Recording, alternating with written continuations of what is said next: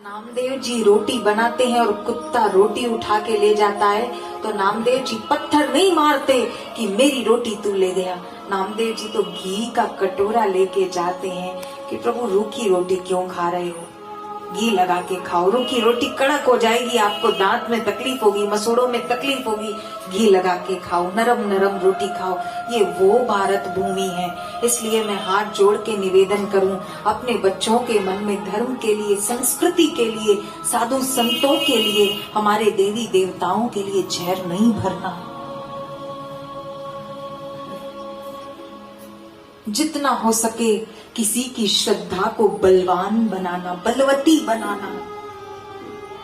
तो पोस्टमैन ने कितना सुंदर काम किया, जाके बच्चे को पैसे दे के आया, काम कर दिया, और वही बच्चा श्रद्धा के बल पर और अपने मेहनत पुरुषार्थ लगन के बल पे पढ़ लिख के महान बन गया। हमारे दिल में सद्भाव होना चाहिए, सद्भाव होगा तो परिणाम आएगा, पक्की बात है। जड़ टावर, मोबाइल के जड़ टावर अपना काम करते हैं तो फिर भावनाएं अगर हमारे दिल में हो, सच्ची हो, तो वो भी अपना काम जरूर करेंगे। भक्ति भाव होना चाहिए, गुरु चरणों में, गुरु वचनों में समर्पण का भाव होना चाहिए। द्वेषी लोभी बन के अगर जीवन जिए तो क्या जिए, द्वेषी लोभी स्वार्थी बन के अगर जिए तो क्या जिए।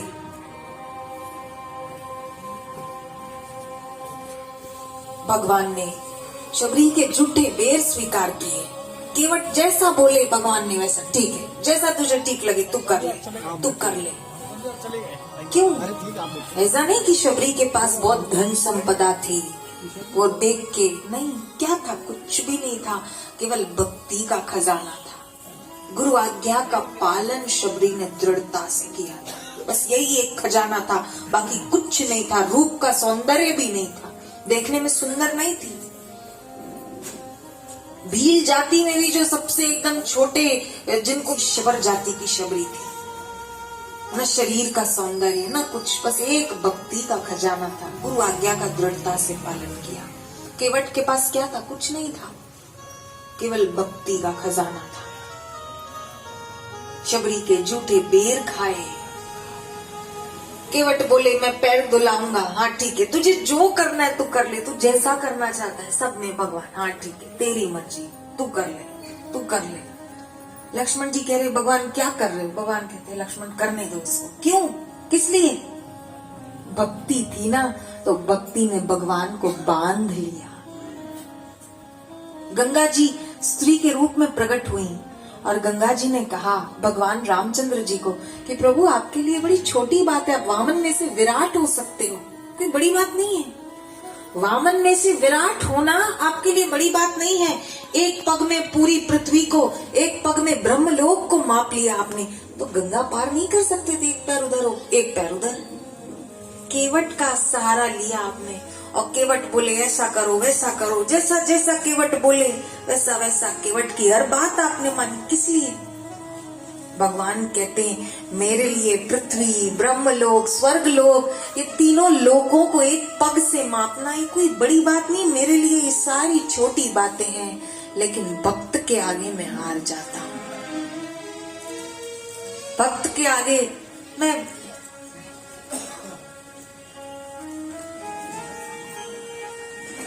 सोचो आप, कोई एक आदमी, गर्मी का मौसम हो, दोपहर की कड़कती धूप हो, समुद्र के किनारे बैठा हो और उसको खूब तेज प्यास लगी हो, कड़कती धूप, गर्मी का मौसम, प्यासा आदमी समुद्र के तट पे बैठा हो, समुद्र का पानी पिएगा तो क्या प्यास बुझ जाएगी? समुद्र में कितना पानी होता है ना, बड़े बड़े वैज्ञानिक भी बता नहीं सकते हिसाब करके कि इतने लीटर पानी है। बता सकते हैं? नहीं बता सकते। कड़कती धूप, गर्मी का मौसम, खूब प्यासा आदमी और समुद्र के किनारे बैठे और पानी पिए प्यास बुझेगी क्या? उसकी प्यास कैसे बुझेगी? एक गिलास मटके का पानी दे दो तो उसकी प्यास बुझ जाएगी, क्योंकि समुद्र का पानी खारा है, वो इंसान की प्यास को नहीं बुझा सकता। उसी तरह किसी के पास धन खूब हो सकता है, अधिकार है खूब खूब, मतलब समाज में खूब पद प्रतिष्ठा वर्चस्व खूब है, लेकिन उसने अपने धन को, सत्ता को, पद को सेवा में नहीं लगाया तो ये सब बेकार है। जैसे समुद्र का खारा पानी बेकार है, किसी की प्यास नहीं बुझा सकता, ऐसे उस व्यक्ति की धन, सत्ता, अभिमान, सम्मान, मान सम्मान, जो कुछ भी उसके पास है ना, वो सब समुद्र के खारे पानी की तरह है, क्योंकि ये सब कुछ उसको भव पार नहीं कर सकते। समुद्र का खारा पानी किसी की प्यास नहीं बुझा सकता। ऐसे धन है पर सेवा में नहीं लगाया, पद है, अधिकार है, मान सम्मान, समाज में आपका वर्चस्व है, पर आपने इन चीजों को सेवा में नहीं लगाया, आध्यात्मिकता में इनका उपयोग नहीं किया, ये सब समुद्र के खारे पानी जैसा बेकार है। आपके लिए ये कुछ भला नहीं कर सकेंगे। पर कुछ भी नहीं है, कुछ भी नहीं। केवट के पास क्या था? कुछ भी नहीं था। शबरी के पास क्या? कुछ भी नहीं था। केवल भक्ति भावना है, हृदय में सद्भाव है ना, तो जड़ मोबाइल के टावर काम करते हैं, उससे भी कई गुना ज्यादा हृदय की सद्भावना, भक्ति भावना प्रभावशाली होती है। मोह माया की वाटिका है। हम भी संसार में रह रहे हैं।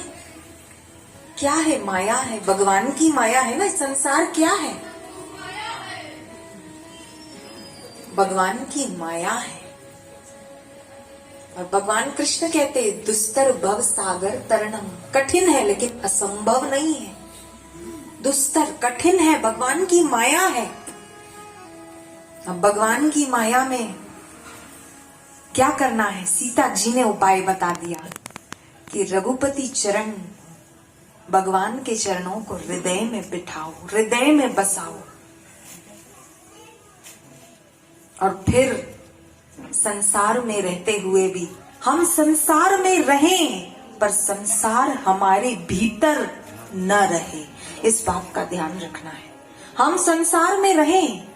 बापूजी ने कभी ऐसा नहीं कहा कि ईश्वर प्राप्ति सिर्फ उसको होगी जो सब छोड़ के हिमालय की गुरी गुफाओं में जाके बैठेगा, उसी को ईश्वर प्राप्ति होगी। ऐसा गुरुदेव ने कभी नहीं कहा, और ना ही हमारे सनातन धर्म के शास्त्रों में ऐसा वर्णन आया है। गृहस्थ आश्रम बड़ा पवित्र आश्रम है, और कई गृहस्थ संत हो गए। एकनाथ जी महाराज, तुकाराम जी महाराज, पूज्य गुरुदेव का जीवन भी बापूजी ने सभी लोगों को, बापूजी ने एक आदर्श प्रस्तुत किया है सभी लोगों के सामने, पूरे विश्व के सामने। बापूजी का जीवन कैसा? वेदोक्त जीवन है, शास्त्रोक्त जीवन है। सबके सामने बापूजी ने आदर्श प्रस्तुत किया है। गृहस्थ जीवन बड़ा पवित्र है। देखो, एक सोचने वाली बात है कि अगर गृहस्थ नहीं होते, अगर दशरथ जी और कौशल्या माता नहीं होते, तो राम जी कहां से आते? भगवान कृष्ण कैसे आते? यदि वसुदेव देवकी न होते, तो गृहस्थियों का भी बड़ा योगदान है समाज के कल्याण में, जन कल्याण में। गृहस्थ जीवन बड़ा पवित्र जीवन है, लेकिन एक शर्त है कि जीवन कैसे जिया जाए। दशरथ जी और कौशल्या जी ने कैसे जिया? वशिष्ठ जी के मार्गदर्शन में जीवन जिया, तो जो संतान आई, राम जी आए, समस्त संसार का कल्याण किया। जीवन ऐसे जिया जाए।